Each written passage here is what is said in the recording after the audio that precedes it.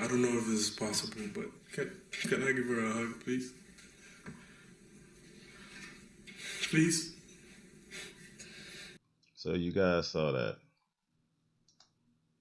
That's the way I'm starting this video off at.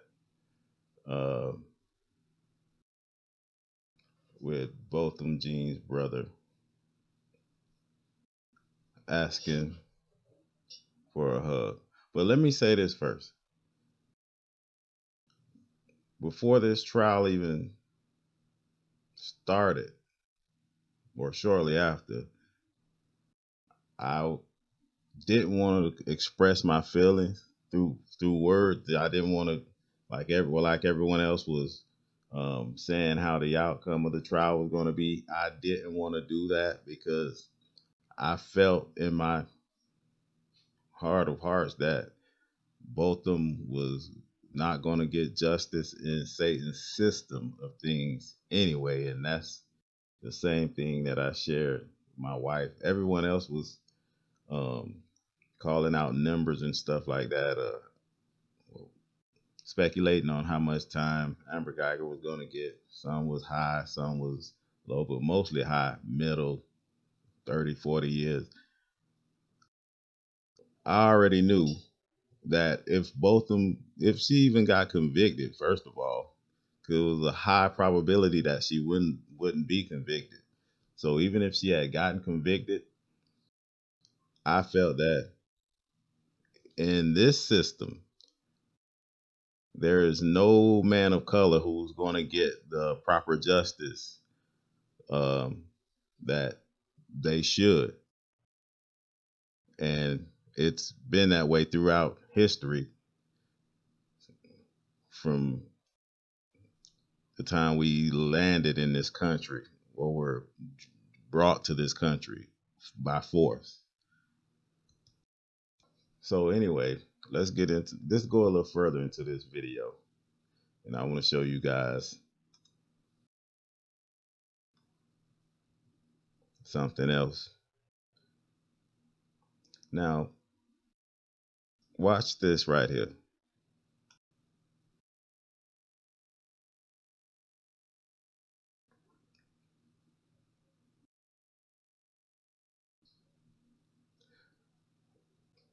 Now, what you're looking at is Judge Kemp walk over to Amber Geiger and present her with a Bible. She has a Bible and she's opened it to a certain scripture and she's given it to Amber Geiger and she's also going to give Amber Geiger a hug. So let's just watch this as it goes on. This is absolutely unreal right here. Absolutely unreal. I've never seen anything like this.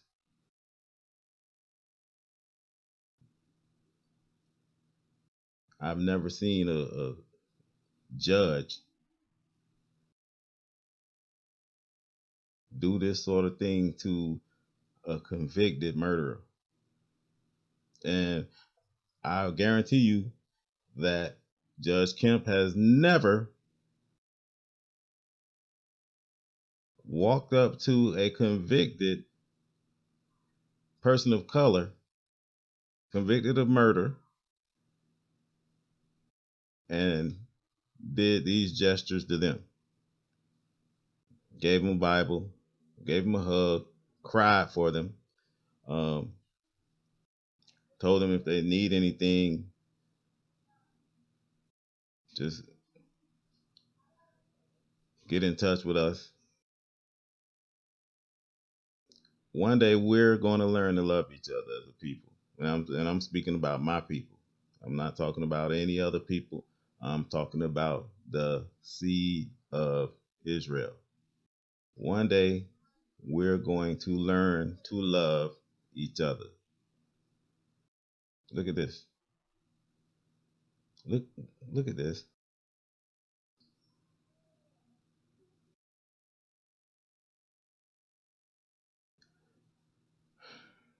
This is just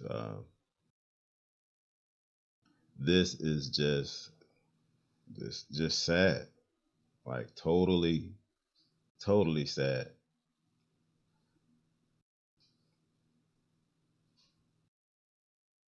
If you go back into the history of Judge Kemp, you will probably be able to note that this is the first time she's ever hugged a convicted murderer. Normally, what judges would do would be to lecture murderers, um, let them know how a threat to society they were, and all of that, you know, all of that, or the whole nine. But for some reason, this judge takes it upon herself to go down to Amber Geiger, present her with a Bible, and give her words of encouragement and hope, and then give her a hug and just stay there like for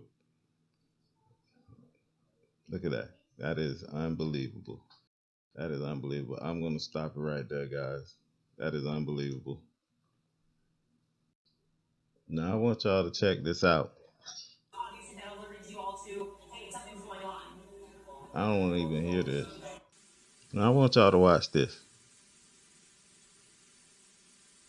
I want you guys to at this. Look at this, and this is the problem with our people right here.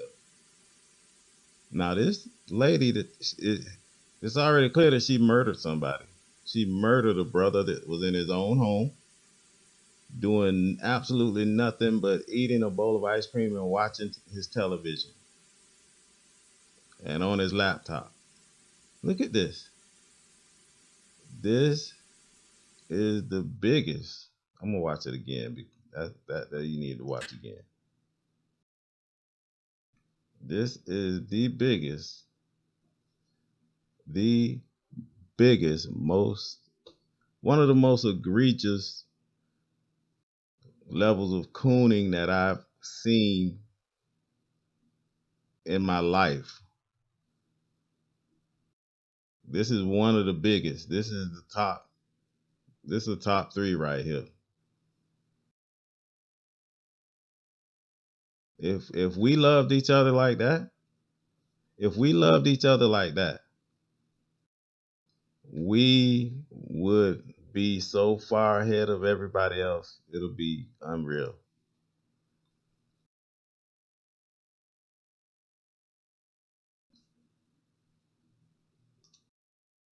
Shooting her neighbor Botham John earlier in September. It would be unreal. Now, let's go on. Let's go on with this here about this Amber Geiger case.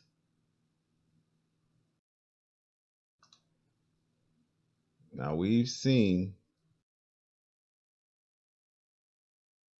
Amber Geiger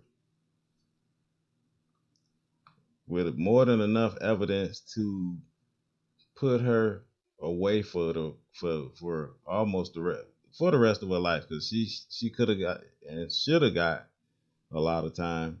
But again, as I said before, you don't get justice if you're a person of color, male, female, woman, man, child.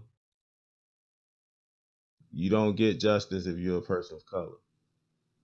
Not in this system. This is Satan's system, and we're not Satan's people. So this is what the outcome is going to be every single time. And guess what? It's going to get worse than this, guys. It's going to get much worse than this. This is just practice. If you look, this whole thing was like a dog and pony show. It was a huge act. If you just take a second and just look at the trial,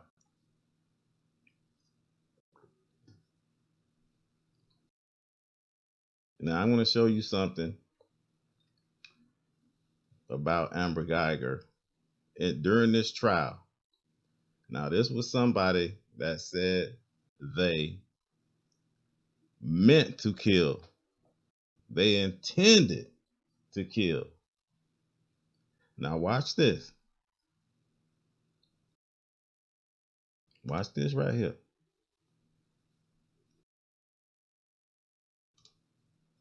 Trained to shoot a human being. Rephrase that? Where are you trained to shoot a human being? In the center mass. That's right. And you're trained repeatedly when you qualify to shoot at an individual center mass if you wish to stop them. Yes, sir. All right. You know what a bullet is, don't you? I do. So you knew when you were shooting that gun that you were using deadly force against Mr. John. Passed over 2019. Yes, it was a threat at the time. Ma'am, will you answer my questions, please? Yes, sir. When you shot at Mr. John, you knew you were using deadly force against him. Yes. You know what a bullet can do, don't you? Yes, I do. And when you shot at him twice, you intended to kill him. Yes, sir. All right. That's so one time. All this stuff about it being a you intended to kill him. At the moment in time, when rubber meets the road, when you pulled that trigger, you intended to kill Mr. John. He was the threat. Yes, sir. Will you answer my question? When you aimed and pulled the trigger at Mr. John, shooting him in center mass exactly where you are trained, you intended to kill Mr. John. I did.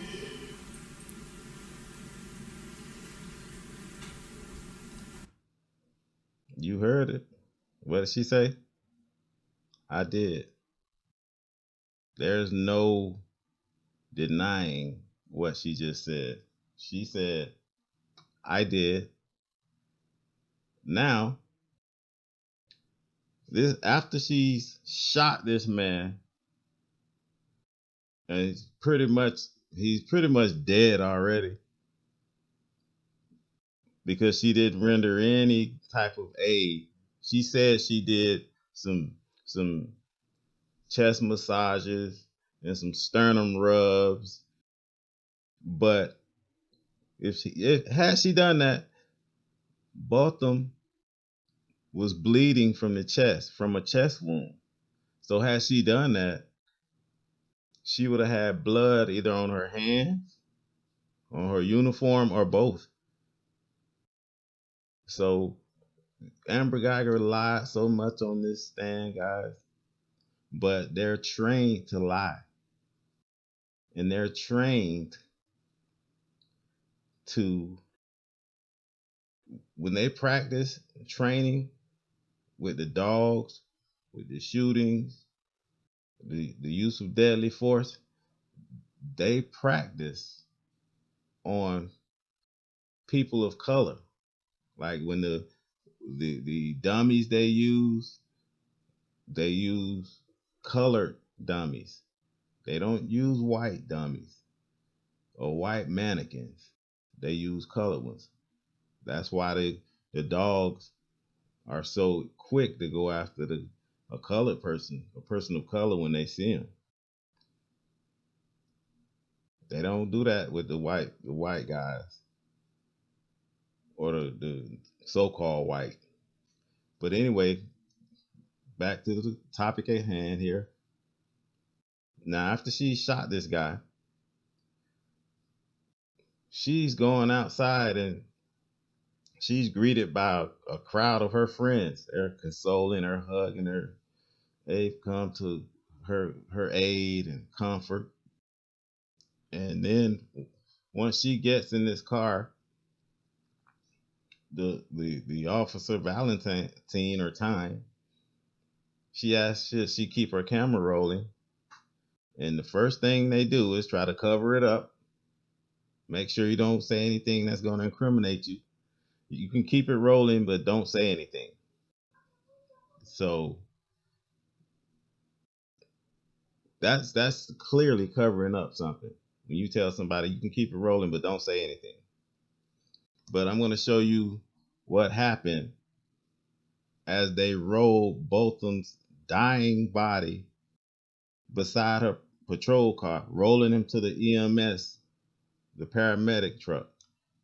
Watch what she does.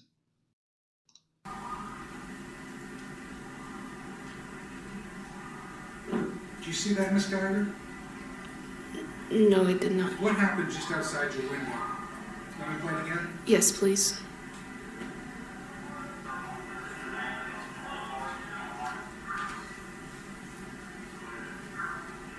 Now you see her getting out of the car. Once you look out the window of the car And as soon door when you get back as inside she the door. sees them coming toward her There's a with reason why we're Bo's back in the body, car, isn't there? what does she I don't do? know.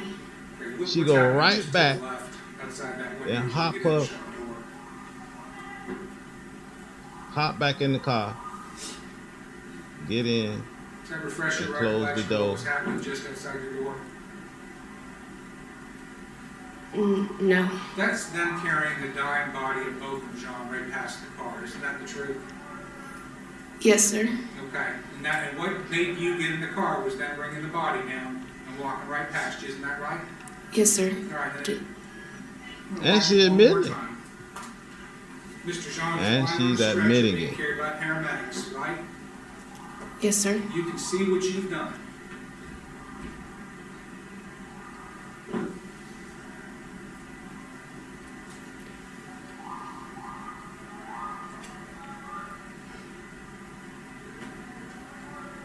The second he's passed, what do you go do again? I looked at my phone because I didn't want to see his body. Looks like you're trying to text somebody again, right? I looked down at my phone. Don't know what I was doing. It's hard. Yes. Do you see your phone?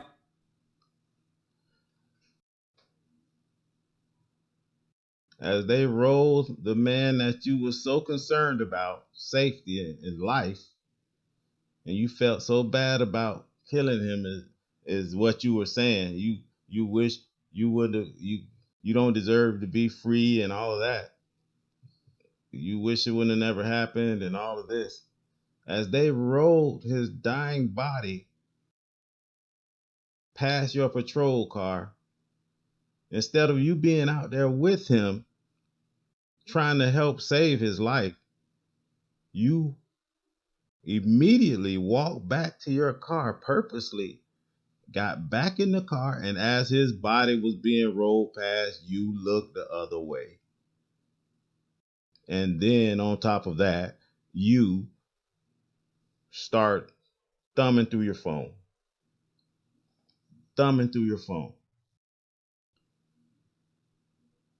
And you were probably texting the married man that you were sleeping with.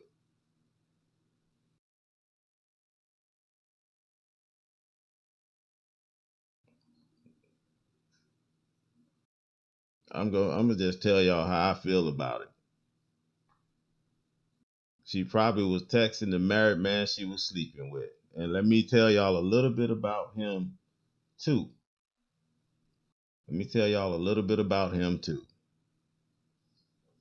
That's him right there. Now before I get into this video and show you guys this part of this video, I'm going to read what Martin Rivera did on March 22nd, 2007. All right?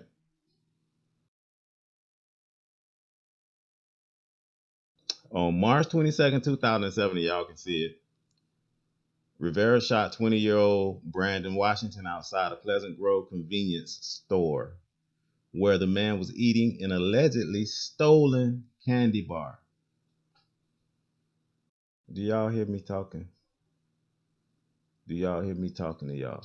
Where the man was eating an allegedly stolen candy bar, not wheeling a gun around, not coming at Rivera in an aggressive manner, not wielding a knife,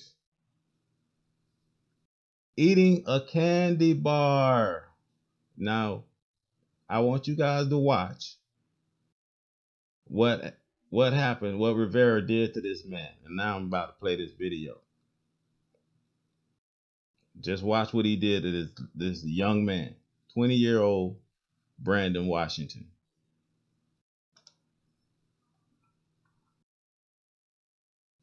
Officer Martin Rivera, under oath, admitted that he destroyed evidence, which were in form of text messages between himself and Amber Geiger,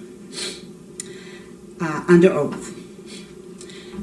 The lawyers call him her rock and her mentor. He was a rock, all right. We now know that he's more than that. He's her mentor, her rock, her partner, and her lover. And he covered for her. And he's a little bit more than that. He's a killer. In March of 2007, this same police officer, Martin Rivera, killed Antoinette's son, That's Brandon. 20-year-old Brandon Washington. Trials like this are extremely important because they lift the blue veil and show us what is happening in the police department. The fact that Martin Rivera has spent 16 years defying policies, mistreating people, lying, escalating to murder, and being rewarded for it is a crime within itself. We are demanding that he be fired immediately. This is an issue of public safety. We are not safe with officers like this patrolling our streets. I still have my baby's clothes. I still have my baby's clothes. How I had to identify him. And to know he got shot in the head and the bullet in the leg that killed him. So why would you shoot him 5 more times? Why would you do that? But you said you fear for your life. Okay. Look at this sister. Okay. I fear for mine too. But what do? I fear for mine too. I have a child that I can't talk to. I can talk to y'all, but I can't talk to him. And it's not fair that they sweeping it under the rug like it ain't nothing. It's nothing, but he gonna get his though. He gonna get his. The history of unaccountable police violence in this city is decades long, and it has not ended yet. And the ghost of Brandon Washington is hovering over the trial of Amber Geiger. It's a restless ghost because he knows that the truth was not told in his case. And that ghost and hundreds of others hover over the Dallas Police Department today. Can y'all get him off the force before he kills somebody else? It can be one of y'all kids that he killed, and you gonna sweep it under. It's not fair. It's not fair. Okay, now y'all heard that mother crying, heartbroken, another son lost to police, and it's not only the police that's killing us, but I'm gonna get to that later in the video. Let me go ahead and go to the sentencing phase of this video and show you guys how much time Amber Geiger got for murdering an innocent man in his own home. I want to go ahead and show you guys how much time Amber Geiger got for murdering an innocent man in his own home. The jury having reached a verdict, I will now announce it. We, the jury, find unanimously. She don't even want to say it. That the defendant did not cause the death of Botham John while under the immediate influence of sudden passion arising from an adequate cause, and assess the defendant's punishment at 10 years imprisonment in the Texas Department of Criminal Justice. In addition, we assess a fine of $0, and it's signed by the presiding juror. Would you like to have the jury poll? Yeah. Okay. Is there any legal reason why this sentence should not now be imposed? Very well. It is therefore the order, judgment, and decree of the court that you be taken by the Sheriff of Dallas County and safely transported by her to an agent or representative of the Texas Department of Criminal Justice. And there you shall be confined until your sentence is discharged. 10 years.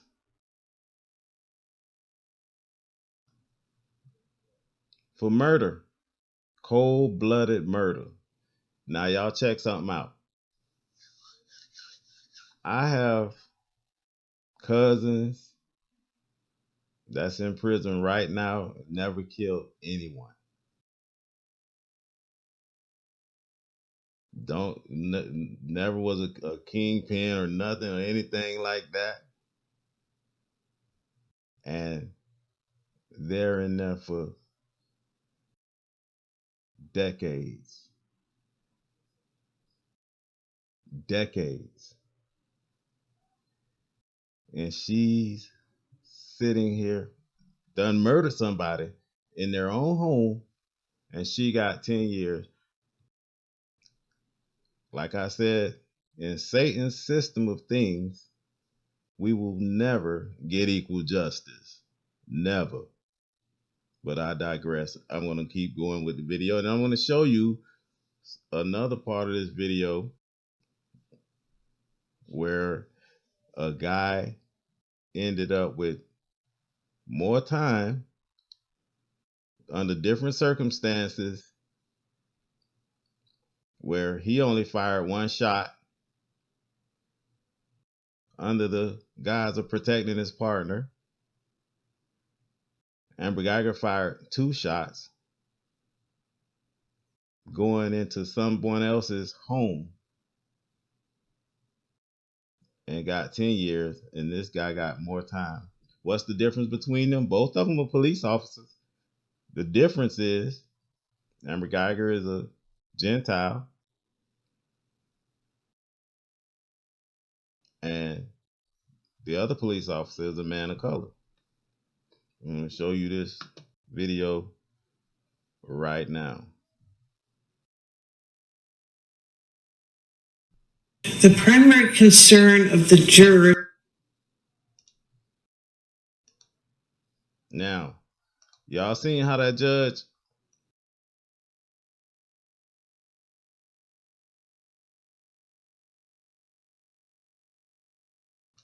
seen how Judge Kemp did Amber Geiger? Y'all seen how she was loving and like a motherly instinct kicked in or something? She was all looked like she was Amber Geiger's mother.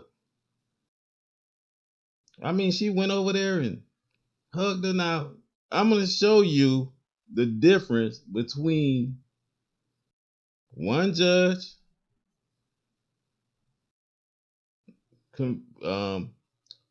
dealing with a man of color, police officer, that killed a so-called white woman by shooting her one time because he was protecting his partner. Well, he thought he was protecting his partner. Nonetheless, he killed somebody. It was a mistake. Just the same way Amber claimed it was a mistake that she killed Botham. Okay, but I'm going to show you the difference between the two judges. This judge is a so-called white woman judging a man of color. Amber's judge was a woman of color judging a so-called white woman. Now watch this. Watch his treatment. Case here.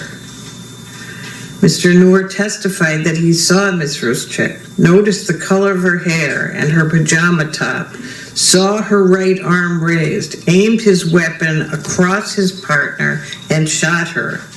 These facts are not less onerous than other third-degree murder cases. The act may have been based on a miscalculation, but it was an intentional act. We heard testimony from experts that trained police officers shoot to kill. Criminal liability is assigned in numerous situations for miscalculations based on extreme negligence. Officers are trained in depth about when the use of deadly force is justified. The jury in this case found that it was not justified in this case for Mr. Noor to use deadly force. Minnesota case law specifically does not justify departures from the sentencing guidelines based on a person's background, education, job history, family, friends, overcoming of past challenges, or past service to the community. The law does not allow lenience because somebody is a good person. It is not the job of the court to make a decision about whether a convicted person is a good person. Good people sometimes do bad things. Did y'all hear this? It is the duty of the court to determine the consequences for the particular crimes committed. Based on the findings of a jury after a month-long trial, Mohammed Noor, I find you guilty of murder in the 3rd degree, perpetrating an eminently dangerous act, and count 3, manslaughter in the 2nd degree, culpable negligence, creating an unreasonable risk. I hereby convict you of those crimes. The sentencing guideline sentence for murder in the 3rd degree is 128 to 180 months. With regard to count 2, I hereby commit you the Commissioner of Corrections for a period of 150 months. You will receive credit for the 41 days you have spent in custody since this offense. You must provide a DNA sample as required by law. There is a mandatory minimum fine of $6,000. You may not use, possess, or transport guns, ammunition, or explosives. Okay, so let's look at this. They're trying to make it sound like it's not that much, but 150 months is 12 and a half years. As you can see, this is a man of color, police officer, exemplary record, never did, pillar in his community, did a lot of community service, a lot of good in the community, and all of that. A lot of people came forth, and just like they did with Amber, saying how good he was. But where's his hug? Where's the hug that and the maternal nurturing that Amber Geiger received from Judge Kemp? Do you hear this judge? This judge remanded him in the custody of these officers immediately. He didn't walk out of the courtroom without handcuffs on. He was handcuffed immediately after she finished talking. And he is now serving 12 and a half years in prison. Mind you, he only pulled the trigger once. It was at night. Granted, it was a woman. Unfortunately, she posed no threat to him, but he was under the illusion of inclusion. You see, we get these brothers and sisters that want to belong and be so equal with these people. And don't you understand that when you're trying to be equal with them, you're lessening your value? We're greater than them. Why do you think they hate us so much? Because they know we're greater than them. But they programmed us to hate each other. They programmed us to be selfish toward one another. And they programmed us to love them. It's like a battered wife syndrome. Like a husband that's beating his wife, and she never leaves. She gets even closer to him. That's how most of my people are with these so-called white folk.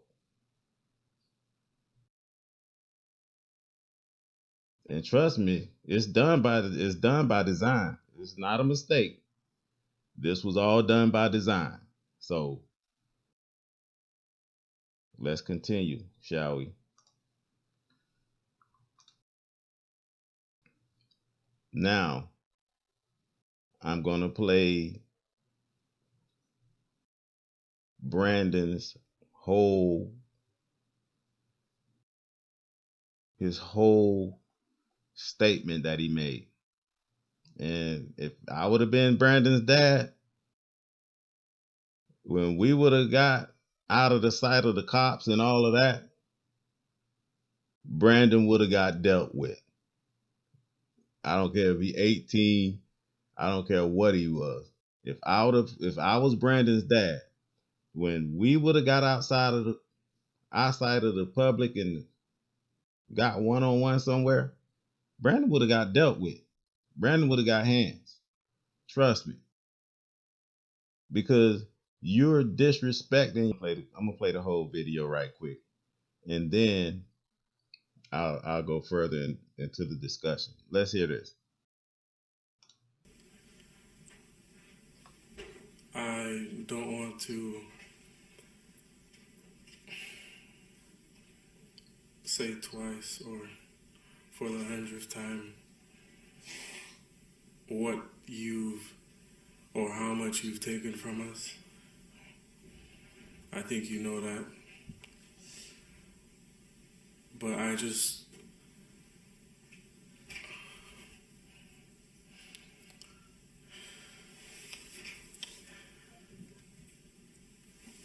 hope you. It's almost like he was forced to say this. Look at his body language. With all the guilt, all the bad things you may have done in the past. Each and every one of us may have done something that we're not supposed to do. If you truly are sorry, I know I can speak for myself. I forgive you. And okay, I know if you go to God and ask him, he will forgive you.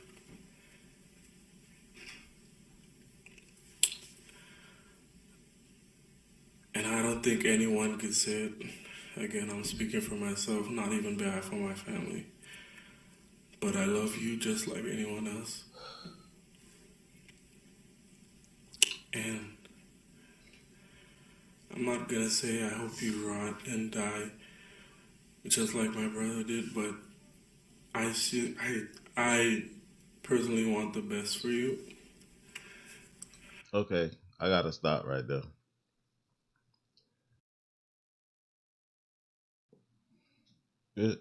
It's like this young man right here is going overboard, over and repetitively, like unreal. He said he don't want her to rot and die like his brother did, when she was the very reason why his brother is in his grave right now, why his soul isn't here right now. But he's saying all of these things to her, and okay, you forgive her. I mean that just does something to me to hear my people say that. You'll never hear one of them say they forgive you for killing one of their people. If you ever did kill one, you will not hear them say, I forgive you. But okay, you say you forgive.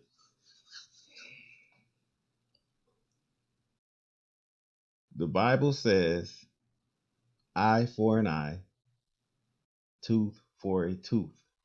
If you kill someone intentionally, an innocent person that's not bringing any type of threat or harm to you or your family or your children or whatever, you get the same thing. Your blood is required. This is the Bible. This is the Bible that I live out of. This is the law that I keep to the letter. Now, you're saying you forgive. Okay, I forgive you, but at the same time, blood is required. That's the law. Eye for an eye. But let's continue. And I wasn't gonna ever say this in front of my family or anyone, but I don't even want you to go to jail. Wait.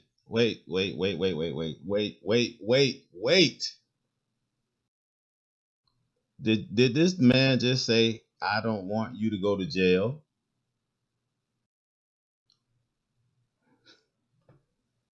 Oh my goodness. Not only don't not on it's almost like this brother here is glad that his brother was killed. I mean, I hate to say it like that, but that's just the way it is. That's the way I feel about it. It's almost like this young brother was so jealous of his brother, because if you heard it, he was quiet. He didn't interact with Botham like that. If you heard his sister on the stand testifying, he was the quiet one. Botham was the outgoing one, the bright one with the whole future, and he was quiet and like an introvert, so to speak. And now he's saying that he don't even want the woman that killed his big brother. Let me tell you something. If you kill my big brother, we're gonna have a serious problem. They wouldn't even have, they better not even allow me in the courtroom. If you killed my big brother, I would have to stay away from the courtroom, because there is no way I would be saying, I don't want you to go to jail. I forgive you. I wouldn't be saying any of that. I would want the same thing you did to my brother to be done to you. An eye for an eye, a tooth for a tooth. That's what I would be saying. But I digress, and we're going to move along in this video. And I just wanted to make that statement because this young man right here seems to be happy or relieved that Bo is gone. And I have one big brother. Let me let you know something. I would lose my mind if somebody did that to my brother. That's how much I love my brother. So I can't even understand how he can even fix his mouth to say something like that. That's disgusting. Utterly disgusting. And Christ would never, no one can make me believe that Christ would ever approve of what he is saying right now. The only thing he may approve of is when he tells her to turn to Christ. But all this other stuff, no way. She has to be sincere in her heart and repent to the Most High for this, because Bo's soul right now is crying out for justice to the Most High right now as we speak, crying out for justice. And this, I don't even know why his mama them let him get on the stand. If I was his dad, I'd have walked up there and grabbed him by the tie and drug him off the stand. Talking like that. That foolishness. I want the best for you, because I know that's exactly what both of them would want you to do. Father. And the best would be give your life to Christ. I'm not gonna say anything else. I think giving your life to Christ would be the best thing that both of them would want you to do. Again, I love you as a person, and I don't wish anything bad on you.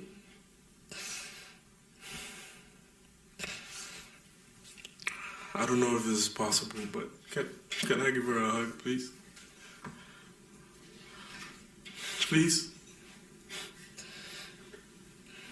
Look at this. Yes. Look at this. Look, will y'all look at this?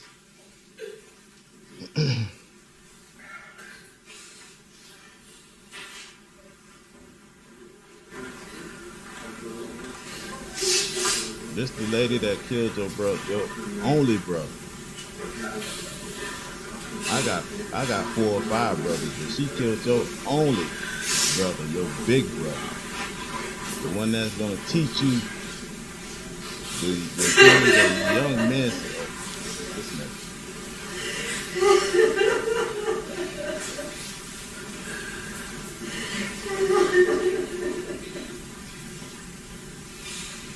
Listen at these crocodiles here. Listen at these. Look, she whispering in his ear. Let me tell you, I'm about to say something after this show. After this video, I'm about to say something. Let me go back to this right.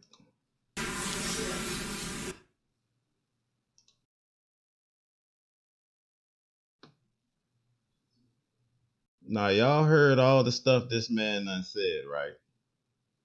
About how he loved her and all of this and that. Let me tell y'all one thing. And don't think it's too far-fetched and it's not plausible or feasible. Because what I'm about to say is very, very plausible and could happen. This man right here, this brother right here, this Israelite brother right here, I wouldn't be surprised if after Amber gets out of jail, if she even go, if you ask me, I don't even believe she's gonna do a day in jail. I don't believe she's gonna go to jail because she wasn't handcuffed and taken off in handcuffs. She walked out of the courtroom before any police was around. The attorney team she had couldn't even follow her that closely. She just walked right out of the courtroom.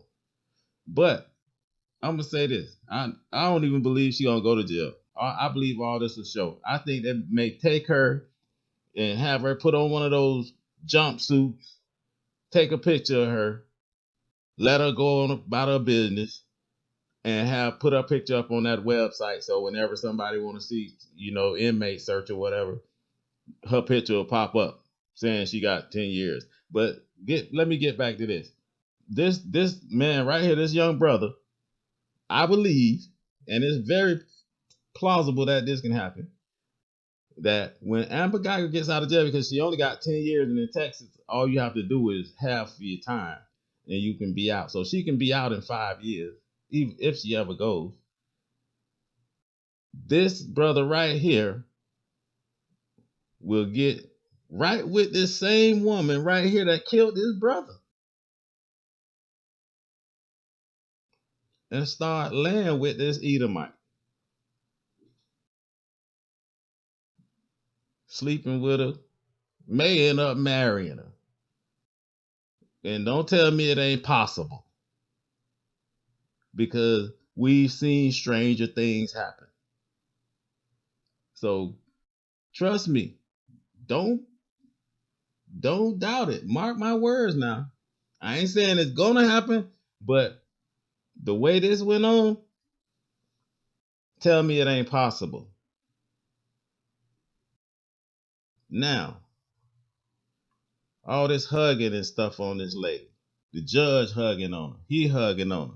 What happened to the other brother? What happened to Norris, Mr. Norris hugs and all of that? He was a cop. He was a cop. He didn't go in nobody's home and kill him.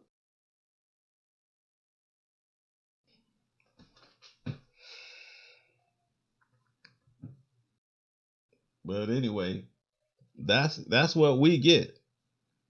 This is why they treat us the way they do. Right here.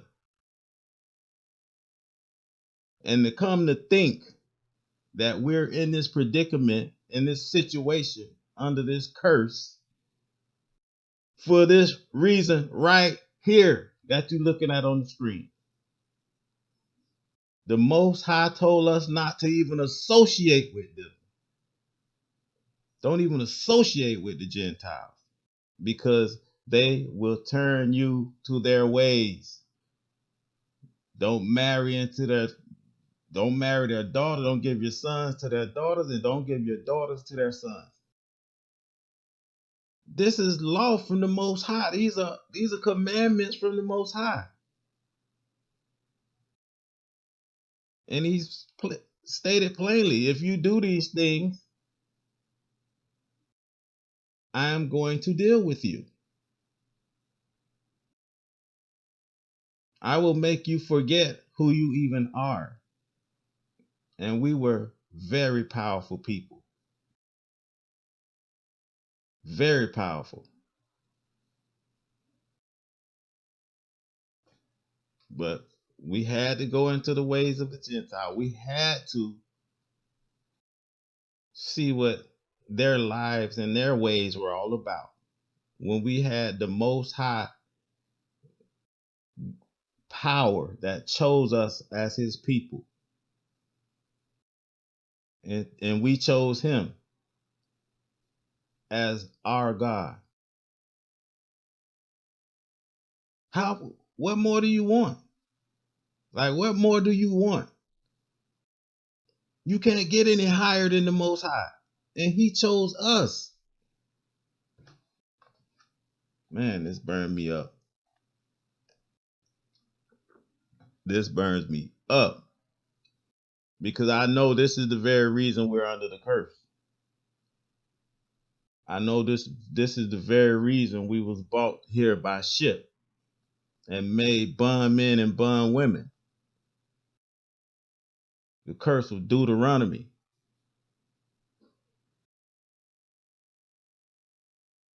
I believe it's 58 and 28.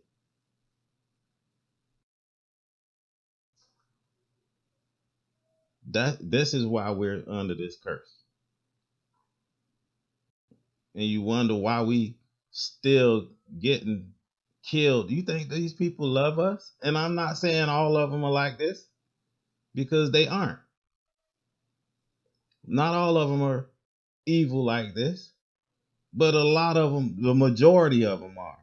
And I'm going to show you what I'm talking about right here. One of my favorite books right here, the Book of Jubilees. This is one of the books that they hid, that they didn't want disclosed.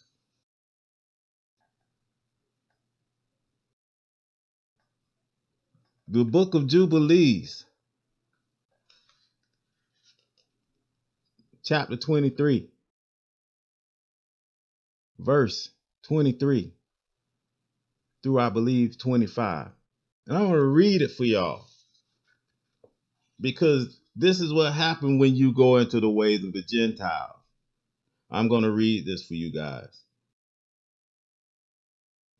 And he will wake up against them the sinners of the Gentiles, who have neither mercy nor compassion, and who shall respect the person of none, neither old nor young, nor anyone.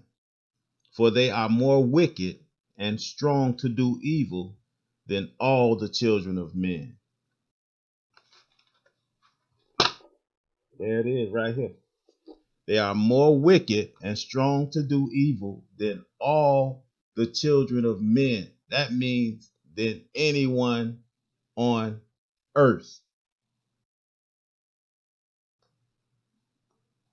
And he, with his ignorant self, embracing her like she his brother. That's what he should have been doing to his brother, with his ignorant self. And then they make up this statement talking about ignorance is bliss. Ignorance is not bliss. Ignorance is very costly.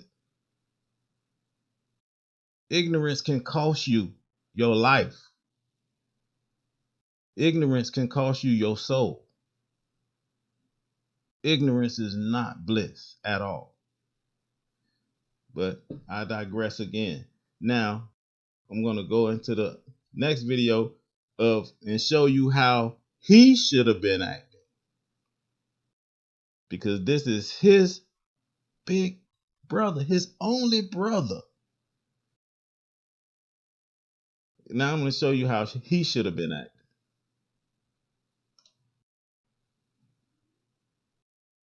Visit her and see her in prison, she'll be out there. They have every evidence against her. In 10 years is slapping the fucking face. It's a slap in the face. It's so disrespectful to the mother and the dad. They had him here, and they should have seen him to have kids and get married right at all.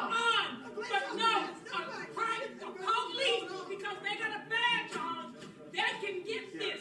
These fucking getting married, kill the police officers. These gentlemen in there crying behind the trauma that this police department has the police department around the country has done to our people. This is not a joke. This is our lives. We're talking about something that we have to worry about for the rest of our lives. That woman, this ain't the last time it's gonna happen. 10 years. It ain't the last time. We are again. We are the last time. We all stand together. We have to stand together and stop it out 1 year on these people. Drugs and drugs are getting 30, 40 years for drugs. People are drugs. 30, 40 years for drugs.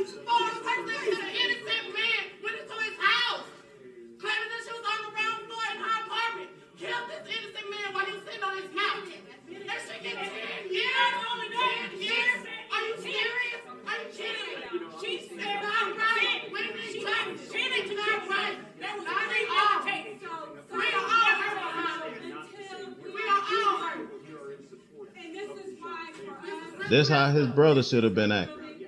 Right there.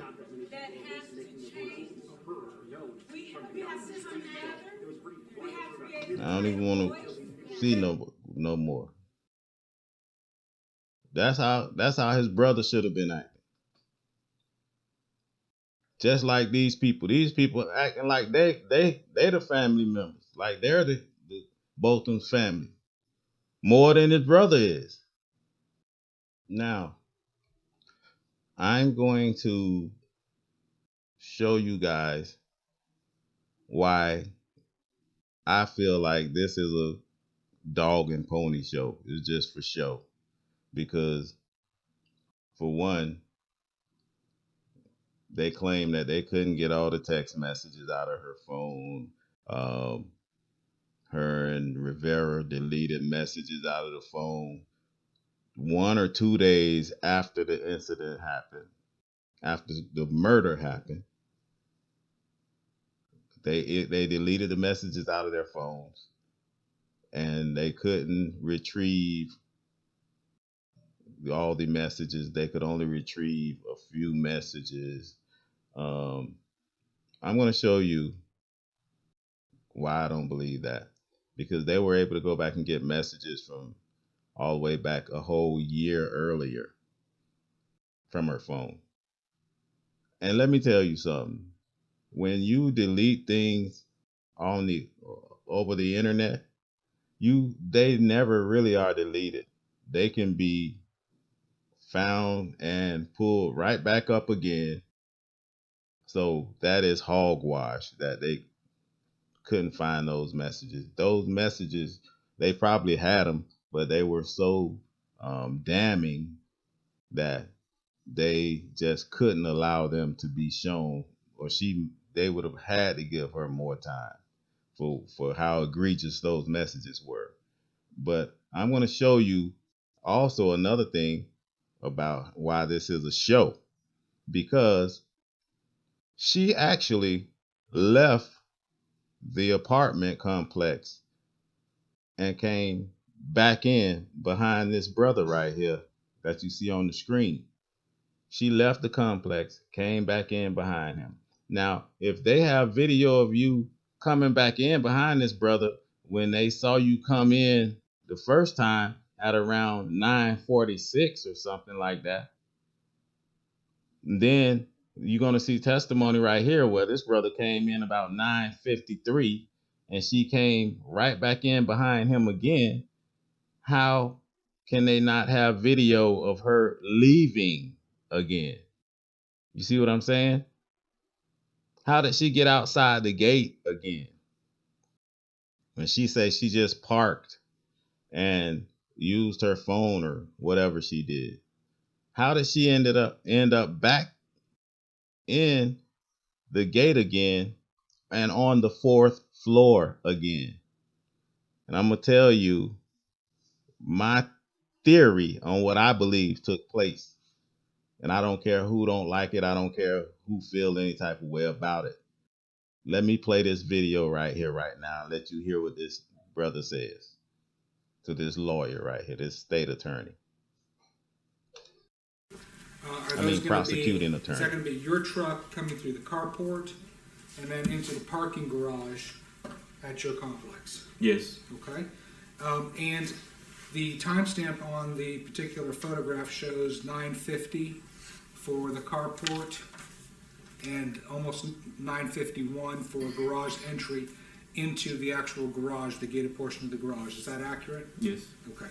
Now, if those are off about 3 minutes and 25 seconds, would that make your arrival about 9:53, 9:54? Yes, that's correct. Okay, but the timestamp for right now, for what we know at this moment in time, is you came in about 9:50. Yes. Okay. And does that fairly and accurately depict your vehicle as it looks and as you remember driving through the carport and into the garage? Yes, sir. Our offer states 258, 259, and 260.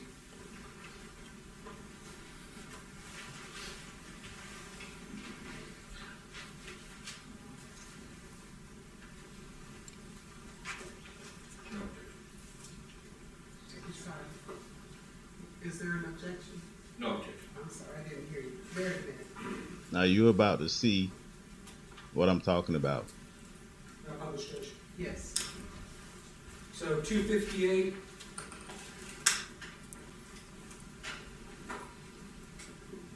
That's going to be you driving into the carport area off of Lamar Street. Yes. Okay. Brother in his nice Very truck. nice truck. What is that? It's a Ford F-150. States exhibit number 259. That's just another depiction, basically of the same area. Is that right? Yes. Okay. And then 260, is that going to be you going through the gate portion, and then it goes around, I guess, like a circle all the way up to the 5th floor of the parking garage? Is that Yes. right? Yes. Okay.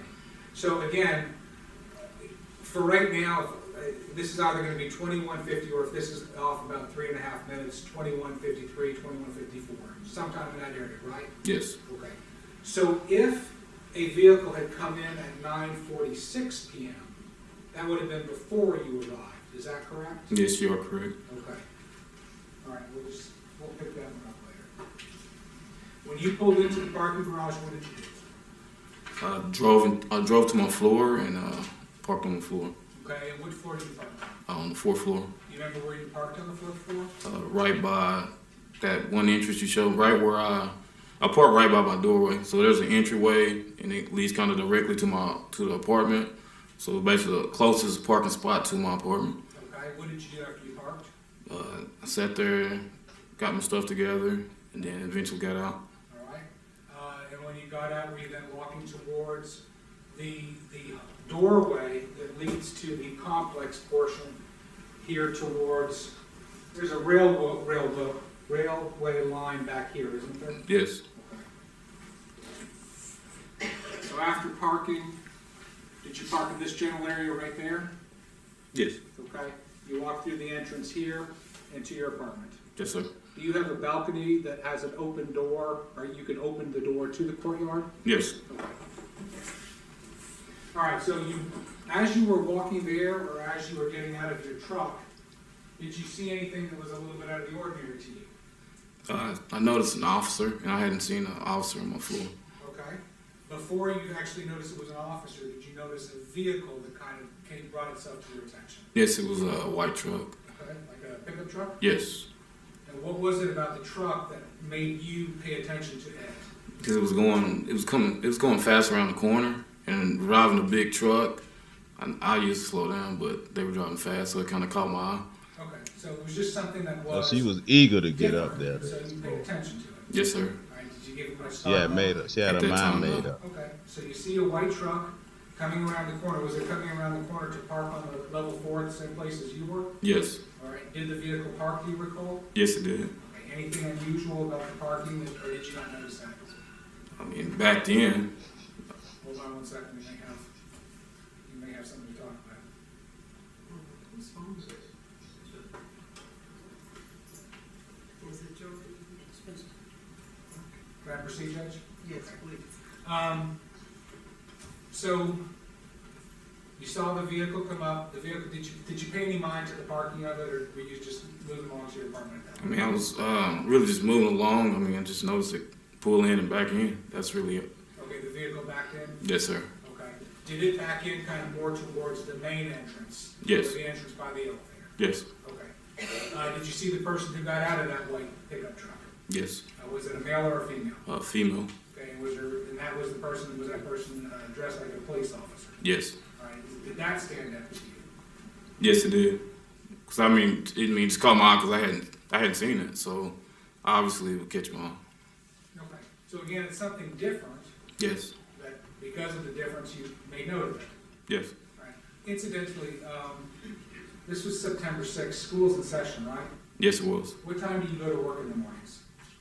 Usually get there around 6:50, 7 o'clock. 6:50, 7 a.m.? Yes. And what were you doing all the way up until about 9:50, 9:55? We had after school. So I'm just we had gonna practice, and we have a varsity practice, and we had a JV game. So I was at the JV game. And I'm gonna get to the meat and potatoes of this video right here. Your estimation, whose car is that coming in as reflected 9:24? That's Bo's car. Mr. Johns. At 9:25, probably more accurate, 9:28. Now, pay close attention to this, guys. Mr. Jones. Pay close attention to this. Yes, sir. Because you're about to see Depiction of it. Yes, sir. 9:42. it's pretty much a adjusted to straight conspiracy. 9:46, 9:47 p.m. Now, that was 9:42 when he came in, right? Or, Yes. or 9:30 something. She came in at saying 9:42, right? I apologize, I must be tired. That's going to be State's Exhibit. Pay close 46. attention. I represent. I don't think nobody covered this on the video. Yes, sir. Okay, and prior to that, the picture of Mr. John's car going in is going to be State's Exhibit number 45. Is that correct? Yes, sir.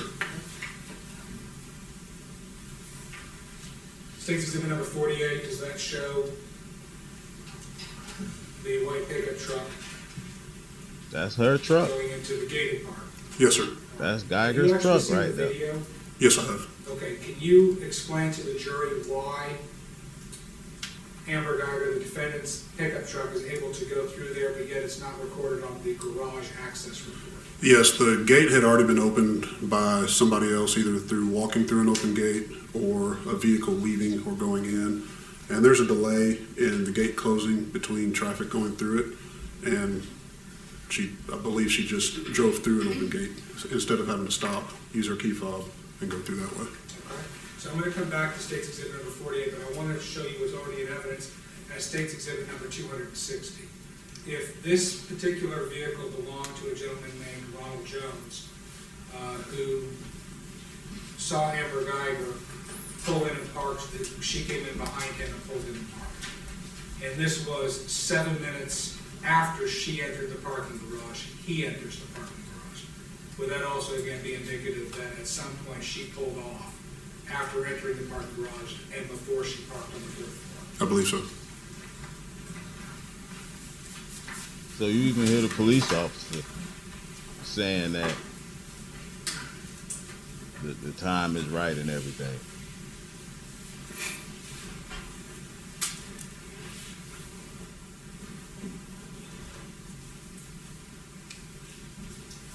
And trust me, he right on her side as well.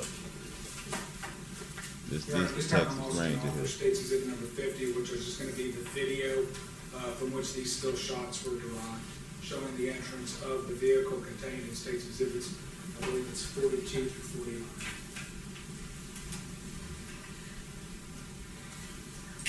It's both Mr. John's and Ms. Geiger's vehicles.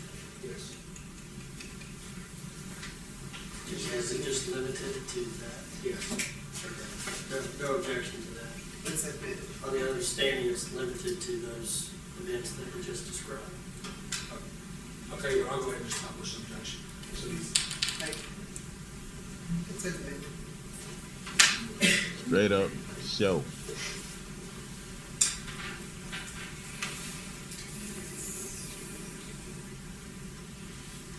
They got so many holes in this case. There's so many holes, bro. It's unreal how sloppy these people do things and to carry out their miscarriages, what they claim to be justice. There's no justice for both of them. I knew it wasn't going to be Your Honor, justice. for publication at this time on Publishing Channel 15. Now here's Botham's car. Right. Ranger. Look at the time. Is that going to be the vehicle that you've previously That's 9:24. identified as being Mr. John's car? Yes. And that's him coming into the carport, either at 2124, 2127 with the adjustment. Yes, sir. Right. Now check Publishing this Channel out. 10. Again, showing 2124, which would be 927, 928 with the adjustment. Is this going to be Mr. John's vehicle entering into the parking garage? Yes, sir. Brother coming home, watch the football game, eat him some ice cream. Now publishing Channel 15 as it relates to Amber Geiger's How normal vehicle. is that? Timestamp being 2142, again with the adjustment being 2145, 2146.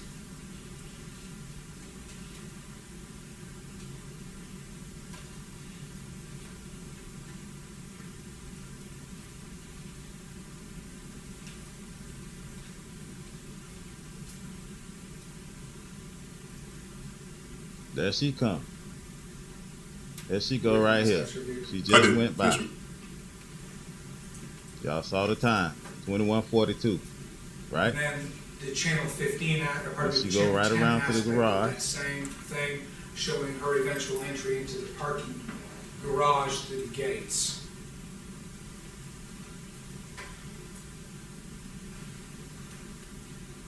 Dude about to walk out of the gate, stop the gate gonna open back up because the sensor gonna trip because he walked through. It's gonna open back up. Then here she comes.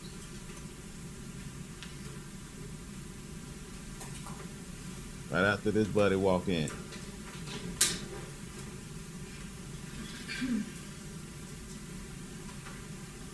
Coming from your right here. Boom. Yes, sir. Gate closed. That's her vehicle. She don't care.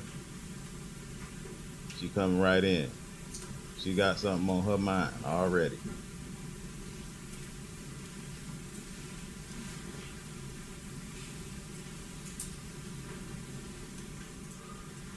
All right, and that's going to be depicted, that's going to be the video recording in State's Exhibit number 50. Okay? Is that You accurate? people play too much, bro. Yes, sir. They play too much, bro. 7-Eleven video that you testified to, Now, here it go, and a y'all. whole host of other sets of data This that what I you was wanted in looking order for. to form.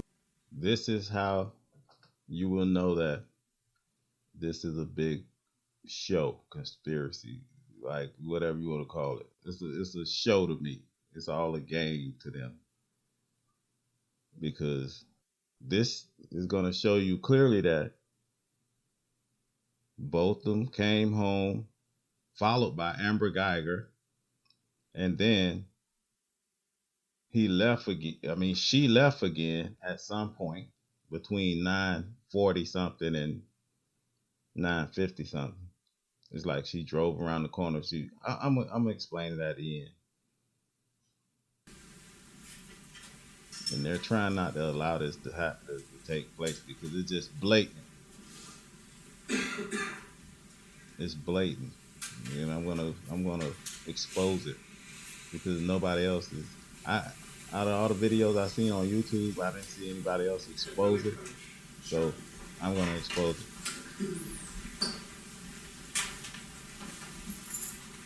So people can understand better what they're dealing with, who they're dealing with. You're dealing with pure evil people here. I don't care what color they are. If they're a part of this system, they're part of Satan's system. Trust me.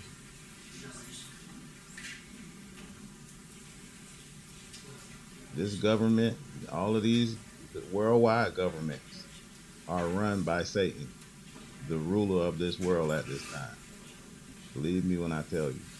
And you're about to see exactly what I'm talking about.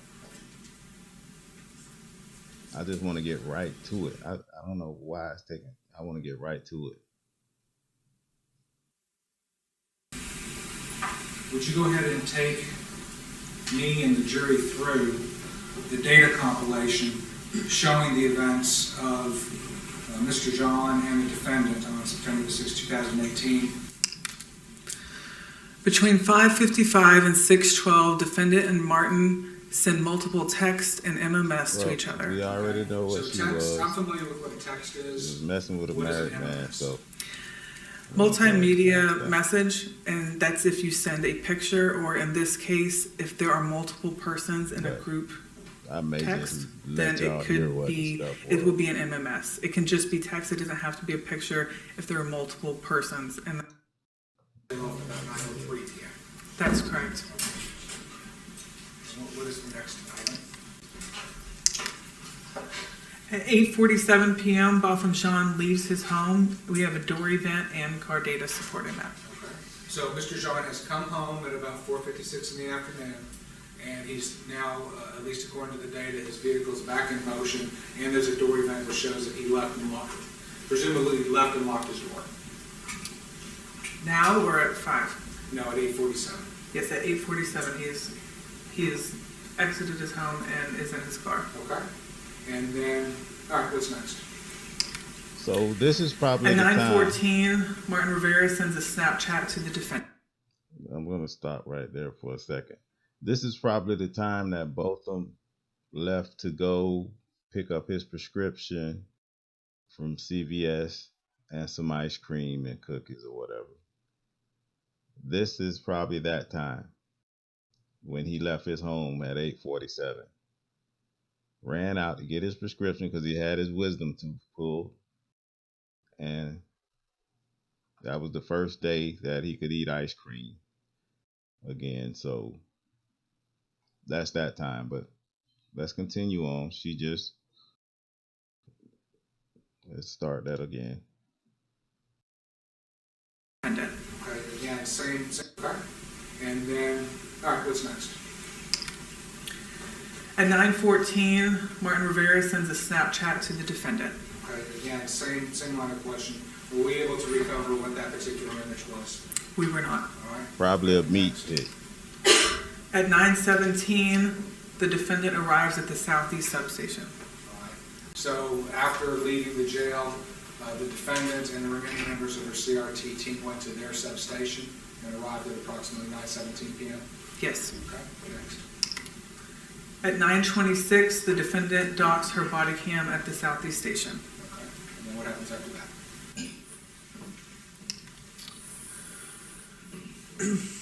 From 9:27 to 9:33, the defendant and Martin Rivera send multiple texts, MMS, and Snapchats to each other.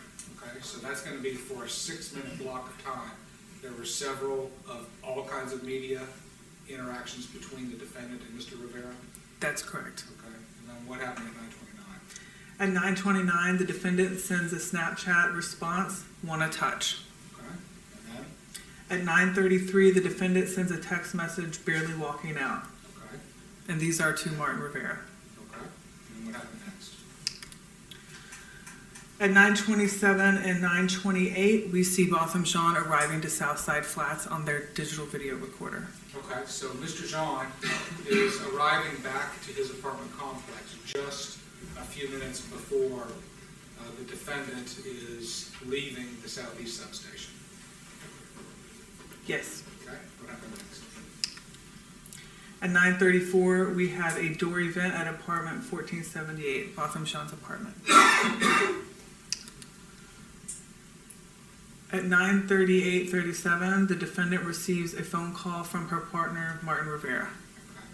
And that is going to last until 9:55:21? That's correct. All right. And let me just ask this, Mr. If we already know from the data that she is at the Southeast substation at 9:34, and we know what time she arrives at the Southside Flats based on the data from their video recording system being about 9:46, most of this, or it looks like at least half of the conversation between her and Martin Rivera occurs while she's driving on. Approximately, yes. Okay, is that a fair assumption? Yes. All right.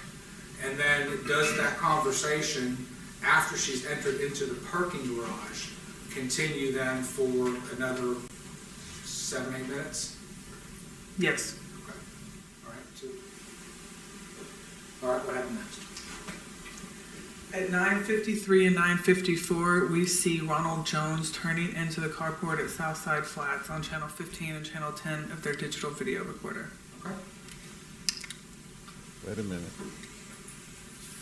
Wait a minute. Notice how she didn't, even though she put it up, let me back up. If you see at 9:45:55 p.m., defendant, which is Geiger, on camera arriving at Southside Flats. 9:46:24, Amber Geiger on camera entering garage gate at Southside Flats. See how she skipped over that? You have to be you have to really watch these people. Now, watch this. And I ain't even seen this. I'm just watch this. Was turning into the carport at Southside Flats on channel 15 and channel 10 of their digital video recorder. Okay.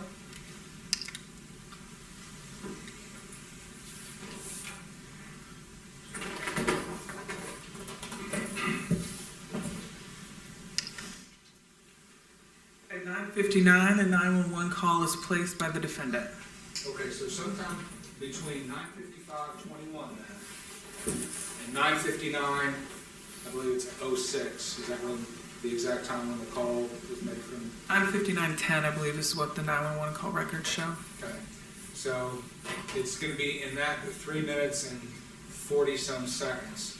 There's a 3 minute and 40-some second gap between the end of the call with Martin Rivera and the incoming call at Dallas Police Department to the 911 system. So now you saw that. Yes. Let me back it up. And the incoming call Let me at Dallas back it Police up, Department y'all. to the 911 system.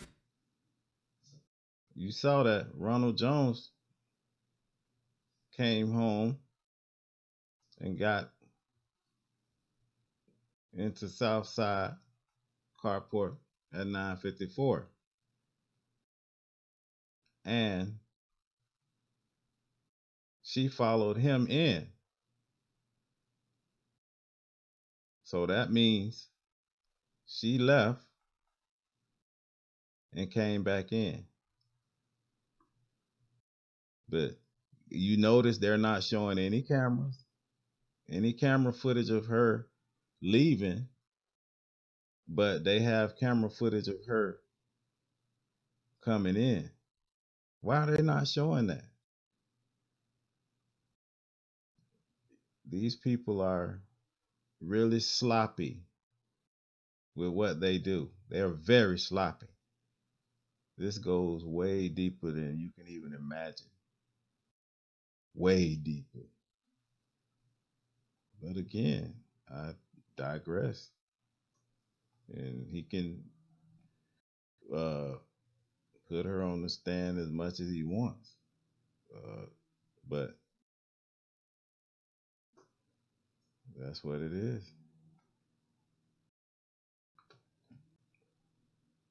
And that's what I wanted to show you guys. Now, let me tell you what I think.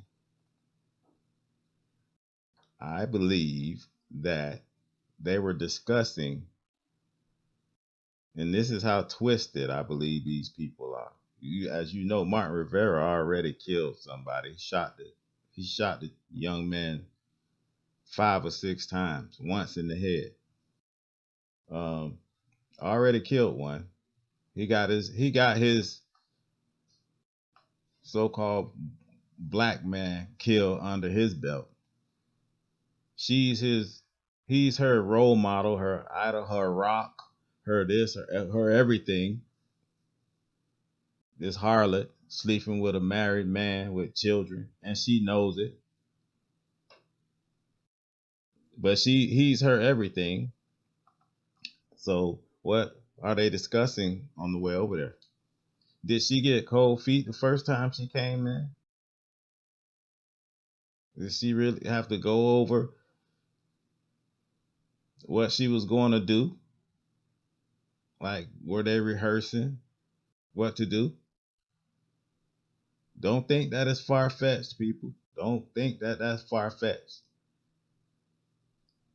Because that's just what I believe. They were rehearsing what to do. So at some point, she probably got nervous or cold feet and had to go over the scenario again. And then she went back in. Oh, they are so dumb. I'm talking dumb. She went back in behind the school teacher at 9:50 something and went right back up on the 4th floor. And even the school teacher said that she was in a hurry. She was on a mission. She didn't before she lose her nerve. This is my belief. This is my opinion. She was before she lost her nerve. She wanted to get this kill under her belt so she can be like her mentor, her rock, Martin Rivera, and they can be closer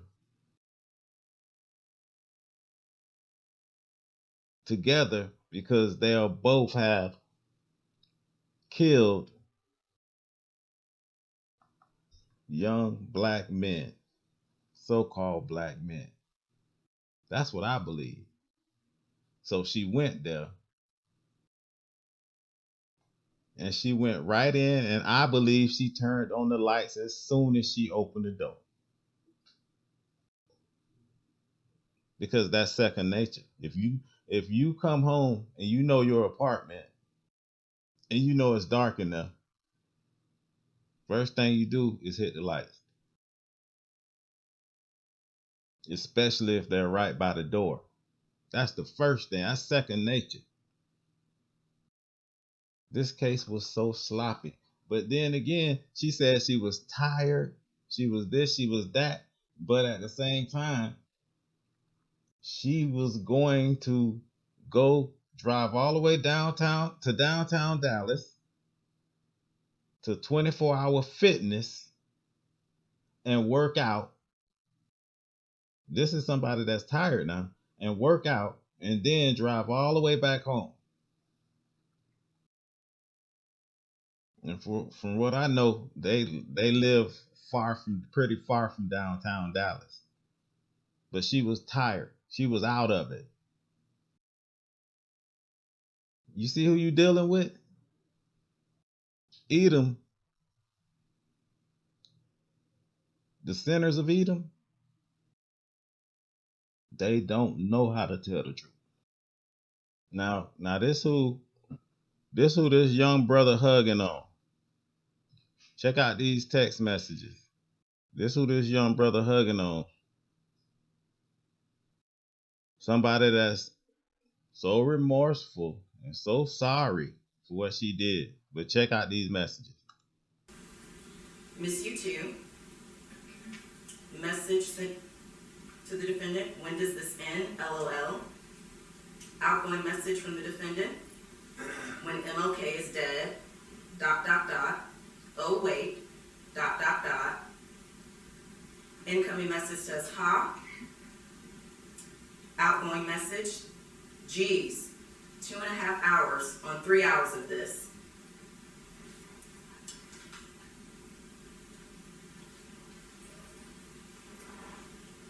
Incoming message, you could have met one, LOL, next time.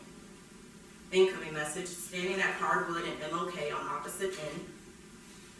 Outgoing message, just push them or spray with your pepper spray in that general area. This who this man hugging on, saying he don't want her to even go to jail. Y'all better wake up and look at this here. There's people like him. There's a lot of people like him in the world too that feels that way about them because they got that syndrome. They got that battered wife syndrome. They got that Edomite, just I want to be equal syndrome. But let's keep going. Let's see what else she put up there. 6 exhibit number 354.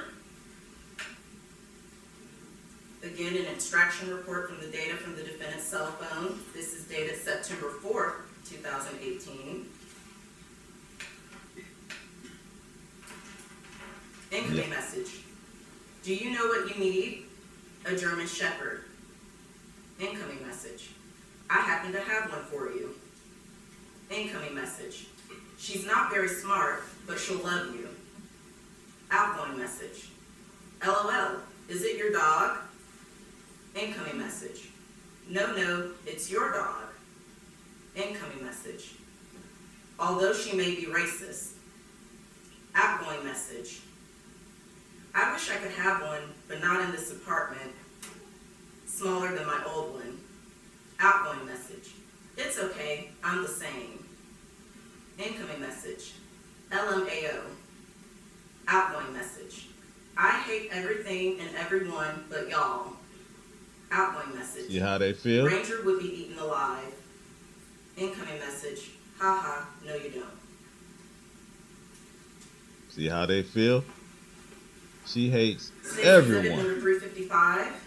Again, this is an extraction report taken from the defendant's cell phone, dated March 9th, 2018. Listen at this. Text from Martin Rivera.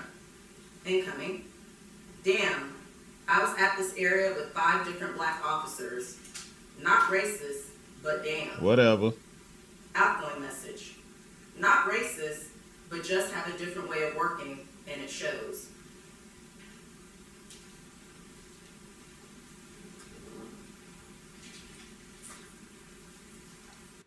What y'all think about that? That's who he hugging on. That's who he don't want to go to jail. That's who he's forgiven. And that's who he could possibly end up with after 5 years. Mark my words. Mark my words. Trust me. But there you have it again.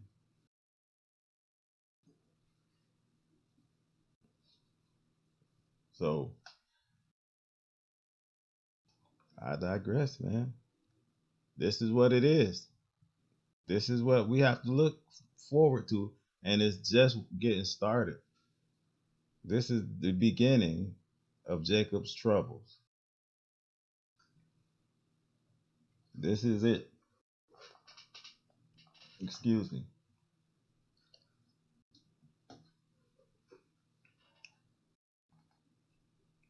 This is the beginning of Jacob's trouble. And don't think for 1 second that this is just happening in Dallas. Because I'm about to do more videos, if a higher wills, and show you that this is happening all over this country to our people, all over this country. If they say one apple, one bad apple can spoil a whole bunch. If that statement is true, then every police department in this country is corrupt. Every last one of them. And like I said, this is not happening just in Texas.